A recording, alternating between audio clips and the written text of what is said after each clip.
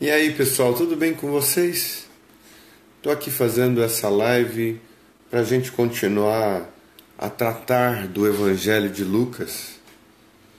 Já lemos e tratamos até Lucas capítulo 3, e eu gostaria então de ler para vocês Lucas capítulo 4, que diz assim: Jesus, cheio do Espírito Santo, voltou do Jordão e foi levado pelo Espírito ao deserto, onde durante 40 dias foi tentado pelo diabo. Não comeu nada durante esses dias e ao fim deles teve fome. O diabo lhe disse: Se és o Filho de Deus, manda essa pedra se transformar em pão. Jesus respondeu: Está escrito, nem só de pão viverá o homem. O diabo o levou a um lugar alto e mostrou-lhe num relance todos os reinos do mundo e lhe disse: Eu te darei toda a autoridade sobre eles e todo o seu esplendor, porque me foram dados e eu posso dá-los a quem eu quiser.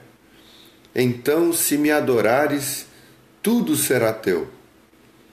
Jesus respondeu: Está escrito, adore o Senhor, o seu Deus, e só a Ele preste culto.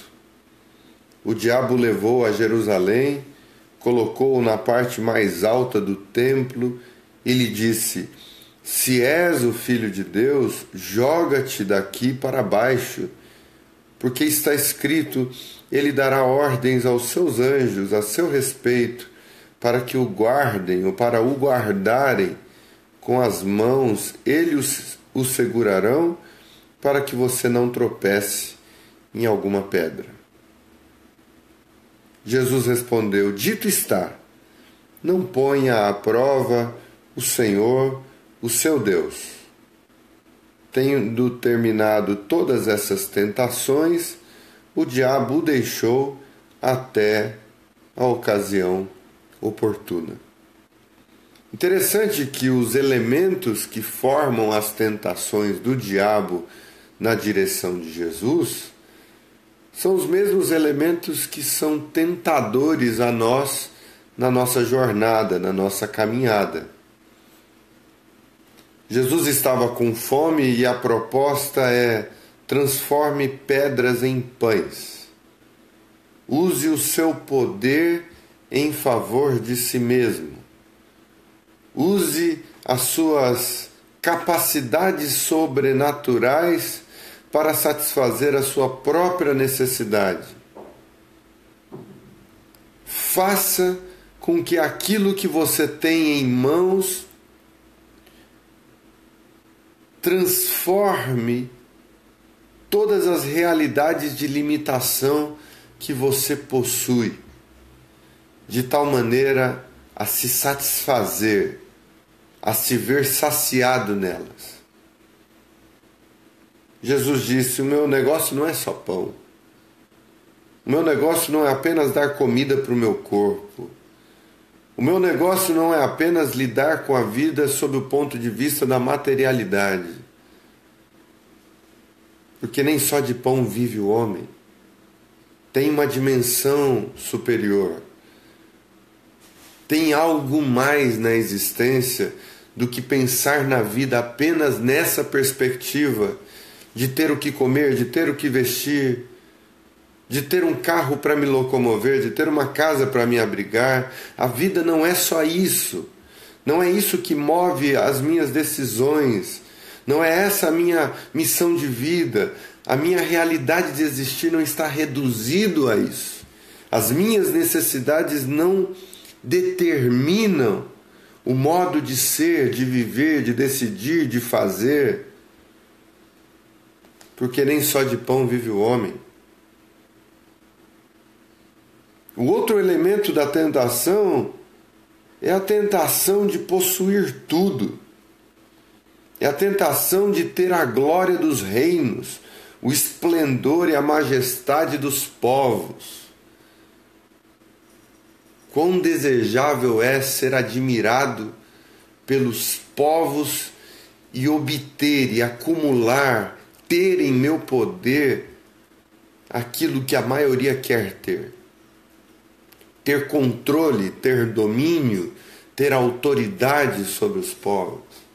Isso é uma tentação bastante comum a todos nós.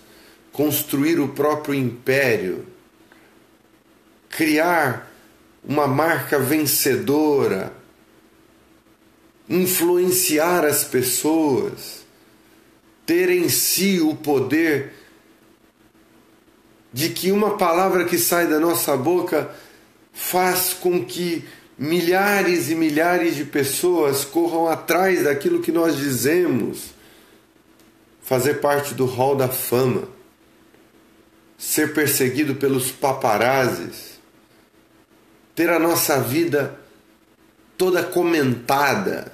Falem bem ou mal de nós, mas falem de nós. Que nós sejamos o tema da boca das pessoas, que nós causemos, continua sendo uma tentação para muitos de nós. Possuir o esplendor de todos os povos. Mas Jesus diz: não vai ser por essa via que eu vou caminhar. Até porque esse esplendor dos povos estava condicionado à adoração do diabo.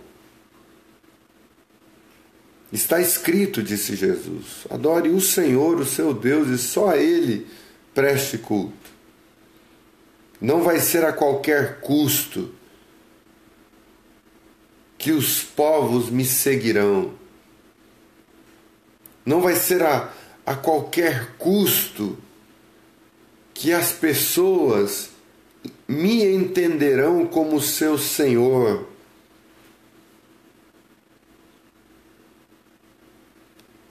E a última tentação tinha a ver com o espetáculo.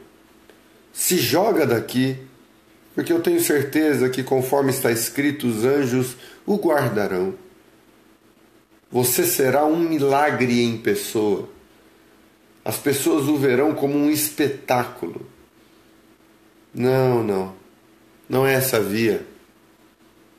Eu não quero conquistá-las sendo um espetáculo humano. Eu não vou tentar o Senhor teu Deus, o Senhor meu Deus, conforme está escrito.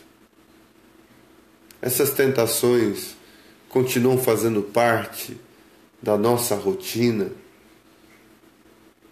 e muitos de nós cedemos a elas justamente por não conhecermos as artimanhas do maligno em relação a elas. E é justamente isso que sufoca algumas sementes de Deus em nós. Na parábola do semeador, Jesus falou disso. Há algumas sementes que caem em um tipo de terra que num primeiro momento até se alegram por receber a semente, mas com o passar do tempo as preocupações da vida e as tribulações deste mundo acabam sufocando aquela mensagem. É essa tentação de, porque a minha vida não está indo tão bem quanto eu gostaria, de ceder à tentação de querer a glória humana a qualquer custo. E então a gente cede e a gente diz sim àquilo que Jesus disse não. Jesus voltou para Galiléia no poder do Espírito, porque quem diz não às tentações vai crescendo na dimensão do poder do Espírito. Como Paulo disse aos Gálatas, há uma briga interior entre a carne e o Espírito, e é aquilo que a gente alimenta que vai se sobressaindo sobre as nossas vidas. Se a vontade da nossa carne é mortificada e a vontade do Espírito é trazida como realidade vigente em nós, então nós vamos vivendo no poder do Espírito. Jesus voltou para a Galileia no poder do Espírito. E por toda aquela região se espalhou a sua fama. Que interessante. Ele recusou-se à fama pelo método errado, pela forma errada, pela motivação errada. E mesmo se recusando, a fama foi inevitável. As notícias se espalharam do mesmo jeito. Ele ensinava nas sinagogas e todos o elogiavam. E aqui é uma tentação velada. É uma tentação que na narrativa não é trazida como tentação, mas é uma tentação porque sempre será uma tentação lidar com a fama e com os elogios. Sempre será uma tentação de vanglória e orgulho pessoal lidar com os elogios e com o conhecimento dos homens. Ele foi a Nazaré, onde havia sido criado, e no dia de sábado entrou na sinagoga como era seu costume, e levantou-se para ler. Foi-lhe entregue o livro do profeta Isaías. Ele abriu, encontrou o lugar onde estava escrito: o Espírito do Senhor está sobre mim, porque Ele me ungiu para pregar boas novas aos pobres. Ele me enviou para proclamar liberdade aos presos e recuperação da vista aos cegos, para libertar os oprimidos e proclamar o ano da graça do Senhor. Então ele fechou o livro, devolveu-o ao assistente e se assentou. Na sinagoga todos tinham os olhos fitos nele. E ele começou a dizer-lhes: hoje se cumpriu a escritura que vocês acabaram de ouvir. Todos falavam bem dele e estavam admirados com as palavras de graça que saíam dos seus lábios. Mas perguntavam: não é este o filho de José? Como assim esse negócio de que se cumpriu essa escritura? Essa escritura não está falando do Messias. Essa escritura não está falando do Salvador, daquele que tiraria o pecado do mundo. Como assim? Nós estamos diante do filho de José.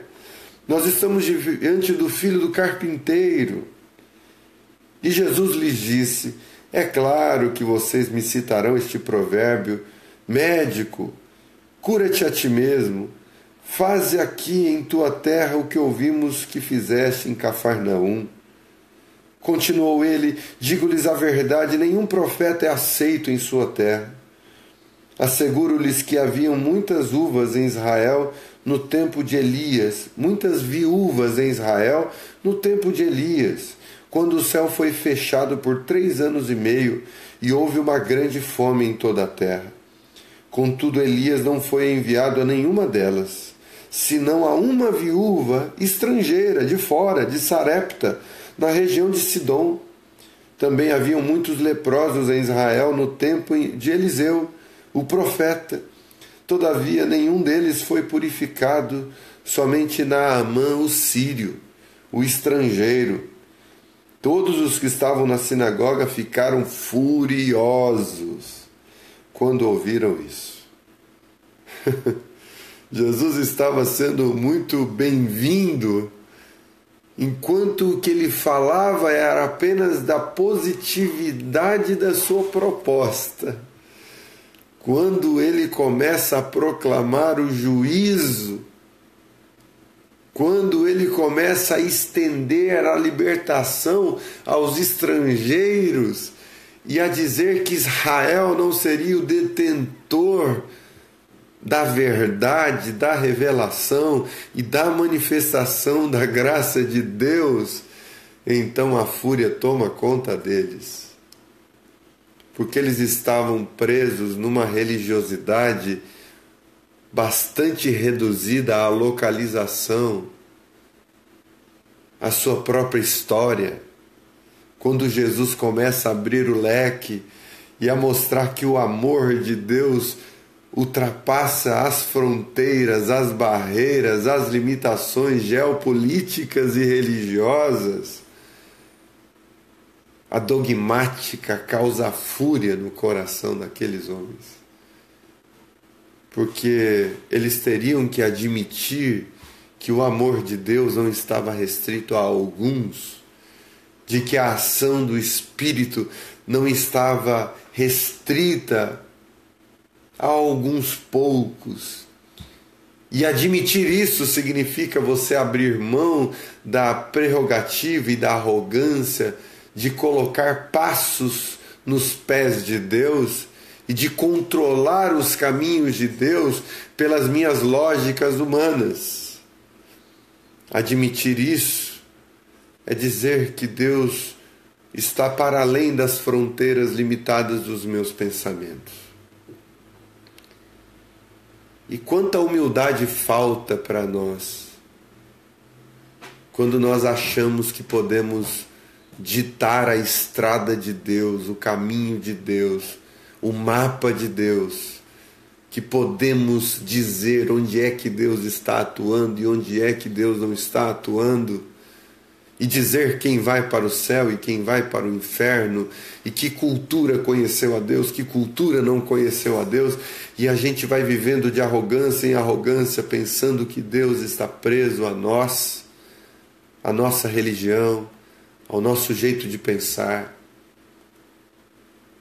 Isso causa fúria em nós. Fúria.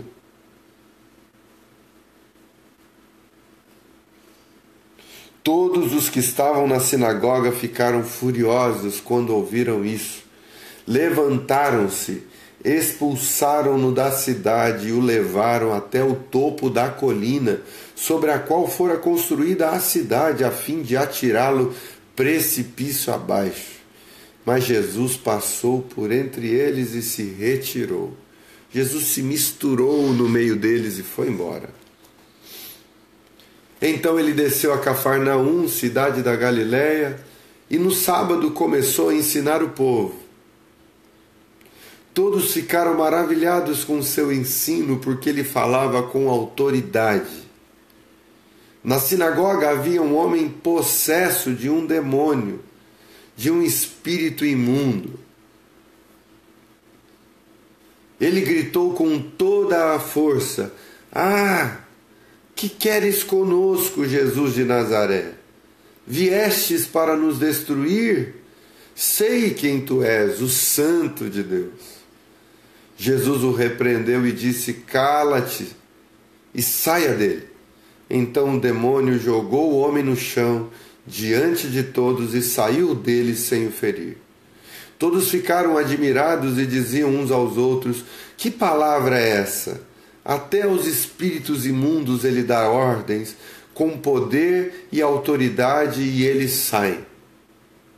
E a sua fama se espalhava por toda a região circunvizinha. Jesus saiu da sinagoga e foi para a casa de Simeão, aliás, de Simão, Pedro. A sogra de Simão estava com febre alta e pediram a Jesus que fizesse algo por ela. Estando ele em pé junto dela, inclinou-se e repreendeu a febre que a deixou. Ela se levantou imediatamente e passou a servi-los. Ao pôr do sol, o povo trouxe a Jesus todos os que tinham vários tipos de doenças, e ele os curou, impondo as mãos sobre cada um deles. Além disso, depois de muitas pessoas saíam demônios gritando: "Tu és o Filho de Deus." Ele, porém, os repreendia e não permitia que falassem, porque sabiam que ele era o Cristo. Ao romper do dia, Jesus foi para um lugar solitário. As multidões o procuravam, e quando chegaram até onde eles estavam, insistiram que não as deixasse. Mas ele disse: "É necessário que eu pregue as boas novas do reino de Deus em outras cidades também, porque para isso fui enviado." E ele continuava pregando nas sinagogas da Judéia. Então veja como o capítulo 4 de Lucas é é cheio de experiências de Jesus. Primeiro com o diabo na tentação. Jesus está lidando com o diabo. Então, para aqueles que teorizam e dizem que o diabo é apenas uma ficção científica, pensam que o diabo é uma coisa abstrata, muito subjetiva, não personalizada, e que fazem uma leitura do diabo como se fosse uma metáfora. Aqui nós vemos um diabo personalizado. Aqui nós vemos uma pessoa, uma personalidade, melhor dizendo, que conversa, que dialoga, que tenta pegar Jesus nas suas limitações como ser humano que era.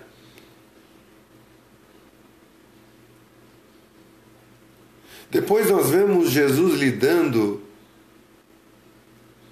com seres humanos possuídos, possessos de uma fúria, querendo matá-lo fisicamente, tentando levá-lo para o alto de uma colina e jogá-lo lá de cima. É uma espécie de possessão maligna, de fúria, de raiva, de ódio, porque Jesus estava abrindo demais o leque e denunciando, inclusive, as suas maldades. Depois nós vemos Jesus lidando com realidades de pessoas presas pela realidade de possessões malignas, onde espíritos imundos prendiam pessoas na sua subjetividade e tornava elas sem a sua própria personalidade, demônios que se apoderaram da personalidade de um ser humano, a ponto de falar por meio da palavra daquele ser humano. Para aqueles que acham que os espíritos imundos não existem, são abstratos, são uma brincadeira, são algo que não precisa se lidar com essa realidade, Jesus estava lidando com essa realidade, os apóstolos lidaram com essa realidade, os discípulos de Jesus lidaram com as realidades dos espíritos malignos. Eu já lidei com realidades assim. Jesus está demonstrando como lida com essa realidade, com que autoridade. Jesus simplesmente não permitia que os demônios dissessem coisa alguma, mas os expulsava. E os demônios saíam e as pessoas eram libertas. E por fim Jesus lidou com as doenças do povo. Ele lidou com a doença da sogra de Pedro. E ele lidou com pessoas que eram trazidas a ele com todo tipo de doença. E ele os curou, impondo as mãos sobre cada um deles.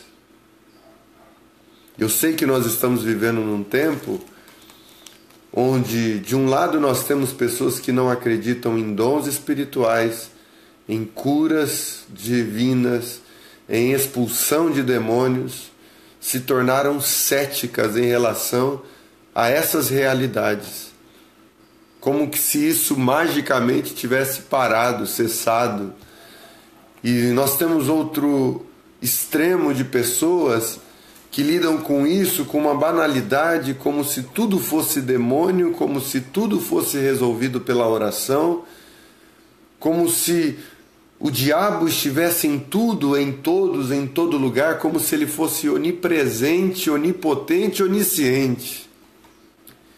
E por causa desses extremos, muitas pessoas adoeceram na sua compreensão da vida e no equilíbrio proposto pelo Evangelho em relação a essas realidades. Mas não nos enganemos. o diabo é real, os espíritos imundos são reais, as nossas diabolices são reais, as curas da graça de Deus também são reais, e nós aprendemos com o próprio Cristo como é que nós devemos lidar com pessoas assim, influenciadas pelo maligno, como nós devemos lidar com as malignidades que brotam dentro de nós como tentação, como nós devemos lidar com pessoas possessas pela raiva, pelo ódio, pela vontade de nos matar. É isso que Lucas capítulo 4 nos apresenta como reflexão. Eu gostaria de dar a oportunidade para vocês que estão aí, só ouvindo, só observando, só assistindo, só pensando, que falassem o que vocês quiserem aí nos comentários sobre esse texto, sobre esses temas trazidos pela caminhada de Jesus entre nós. E enquanto vocês vão digitando aí, eu quero dar as boas-vindas para a galera que já deu um bom dia. Queria dar um bom dia para Renata, que disse bom dia, paz. Bom dia, Renata. Tudo bem com você? Queria dar um bom dia aqui para o Danilo Braga, que disse bom dia, Rodrigo, te acompanhando aqui de Brasília. Que bom, que saudade de Brasília. Terrinha boa. A Andressa Silva, bom dia, Rodrigo. Bom dia, Andressa. Quero dar bom dia aqui também para o Ricardo. Tudo jóia, meu mano? Que jóia, que bom ter você por aí. Também alguns outros aqui, o Facebook acusa que estão assistindo.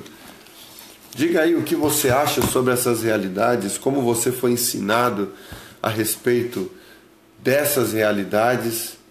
Vamos gastar mais um tempinho conversando a respeito disso. E então vamos orar e começar a nossa semana, não é?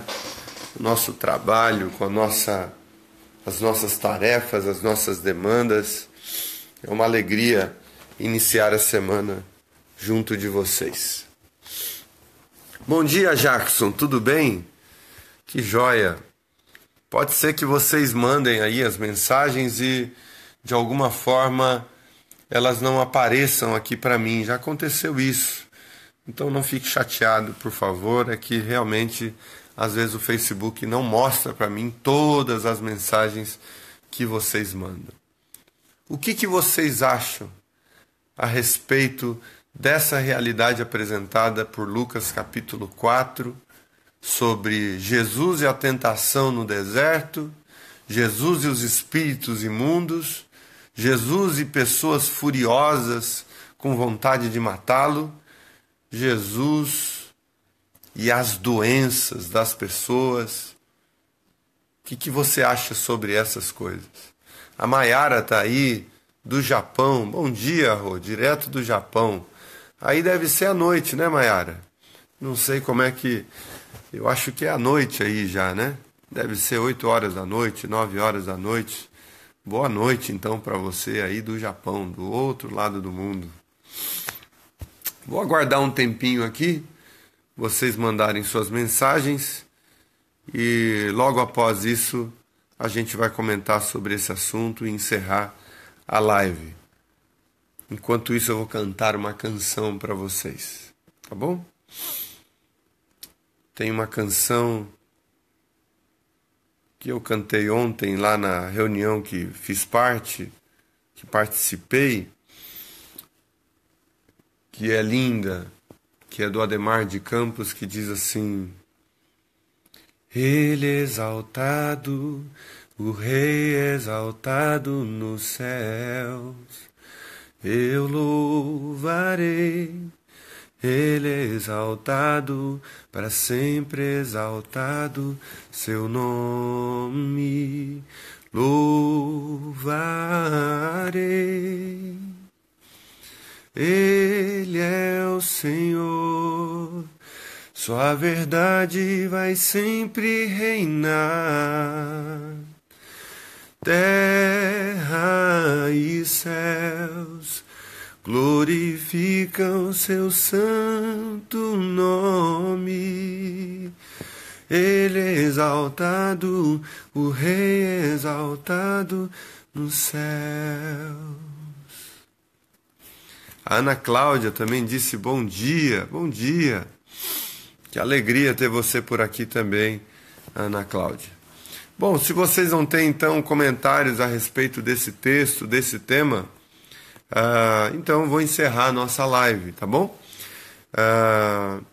Só queria dizer uma última coisa para vocês. Ontem eu estava comentando com meu amigo Felipe sobre isso. Não tenha medo de lidar com todas as realidades que Jesus tratou. Há pessoas que têm todo um estigma a respeito disso, quando se tratam de espíritos malignos. Tem pessoas que inclusive têm medo de tratar desses assuntos. Não tenham medo. Porque foi Jesus que disse, toda autoridade foi-me dada nos céus e na terra, portanto vão. E ele disse, esses sinais acompanharão os que crerem, em meu nome expulsarão os demônios. Não tenha medo de enfrentar de frente essas realidades malignas. Não tenha medo de expulsar os demônios. Não tenha medo de lidar com pessoas atormentadas de espírito. Não tenha medo de receber essa autoridade da parte de Deus.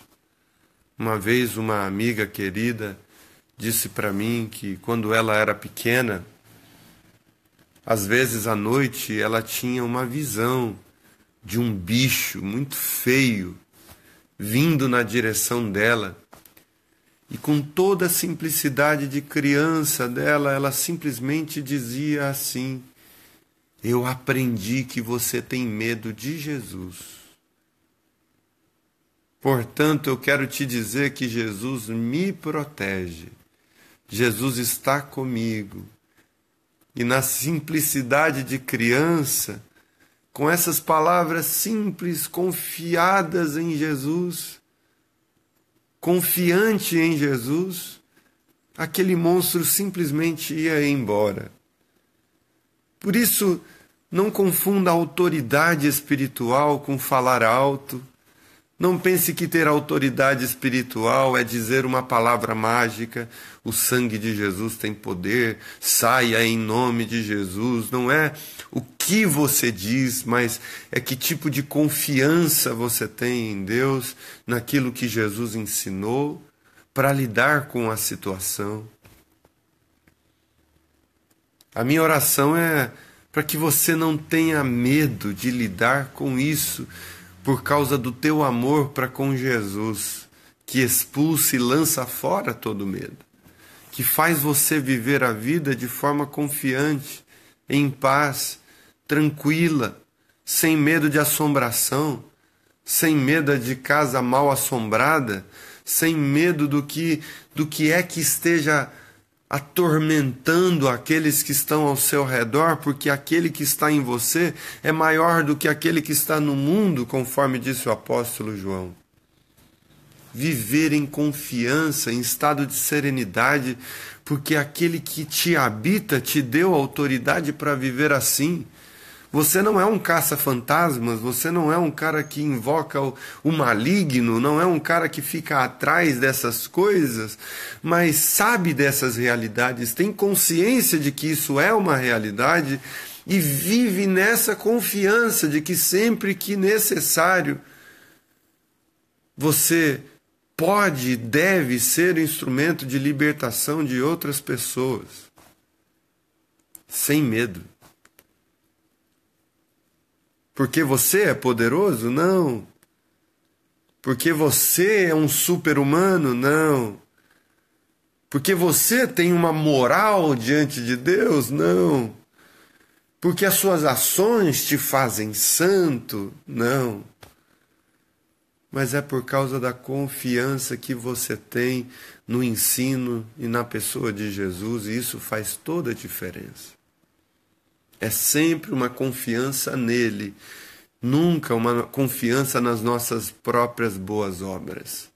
Não é a nossa justiça que liberta os outros das suas angústias. É a nossa confiança na graça de Deus. Porque Deus, sim, é poderoso para fazer infinitamente mais do que aquilo que pensamos, pedimos, segundo o seu poder que em nós opera. O Edi Carlos colocou: bom dia, Rodrigo. O diabo é real. Uma das maneiras mais simples de conseguir enxergar a sua ação é ver o tanto que as pessoas estão sendo enganadas em doutrinas espiritualistas. Os espíritos imundos estão lá, mas se a pessoa quiser, Cristo liberta. É verdade. A ação do maligno está sobre toda a terra. Tem muita coisa sendo promovida pelo maligno. No entanto, a luz sempre dissipa as trevas. Quando nós vivemos nessa confiança da qual estou falando, por onde você passa, você sabe que a luz do mundo está iluminando os ambientes por onde você passa. Você sabe que Jesus, que ilumina o seu interior, também ilumina para o lado de fora. E você é capaz de entrar nos lugares mais obscuros da terra sem medo, sem noia, sem neurose, sem aquela atitude de caça-fantasma.